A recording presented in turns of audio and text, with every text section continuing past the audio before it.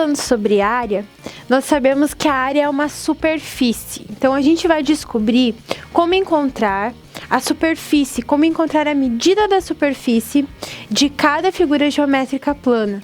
Lembre que figura geométrica plana são figuras que têm duas dimensões, ou seja, são figuras em 2D. E aí eu trouxe para vocês as principais formas geométricas planas, as figuras geométricas planas, para a gente relembrar aí todas essas fórmulas. A nossa primeira figura, ela é muito usada e é difícil a gente acabar esquecendo da fórmula do nosso quadrado, de como encontrar a área de um quadrado. Como todos os seus lados são iguais, a gente sabe que para encontrar a área de um quadrado, basta multiplicar o valor do seu lado. É lado vezes lado, ou podemos escrever que a área de um quadrado é L ao quadrado. Multiplicando esses lados, nós temos então o valor da área de um quadrado.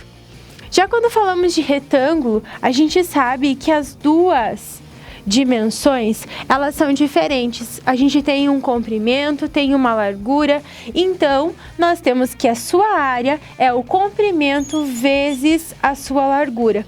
Aqui de forma genérica, é claro, nós podemos escrever aqui A e B ou C e L, você vai escolher as dimensões. Agora, o que você precisa lembrar é que a área de um retângulo é dada por comprimento vezes a largura. Já o nosso paralelogramo, ele é parecido com um retângulo, só que ele é oblíquo. O oblíquo é o deitado, ele está com os seus ladinhos deitados, por isso a gente diz que ele é oblíquo. Se a gente perceber, cortando um pedacinho e transferindo esse pedaço para cá, nós conseguimos perceber que ele se torna um retângulo. Então, se a gente eliminasse essa parte e transferisse para lá, ele acaba se tornando um retângulo. Por isso, a gente utiliza a mesma fórmula do retângulo. A gente observa o valor do lado e observa também o valor da altura deste paralelogramo. Então, a área de um paralelogramo é lado vezes a altura, ou base vezes a altura. Isso não interfere muito. As nossas três primeiras fórmulas, claro, as duas primeiras são muito mais utilizadas, mas é importante relembrar as demais também. Triângulo. Todo triângulo tem uma altura. Então, nós temos a altura, temos base. Então, ficamos com a área do triângulo é a base vezes a altura dividido por 2. Não pode esquecer, base vezes a altura dividido por 2. Já o nosso losango tem duas diagonais. Uma diagonal chamada de diagonal maior, porque ela tem um comprimento maior, e a diagonal menor. Então, para encontrar a área do losango, nós temos que pegar diagonal maior vezes a diagonal menor dividido por 2. Então, o losango, muito parecido aí também com a nossa fórmula do triângulo, só que pensamos aqui não em base e altura, mas sim diagonal maior, diagonal menor. Então, multiplicando as duas e dividindo por 2.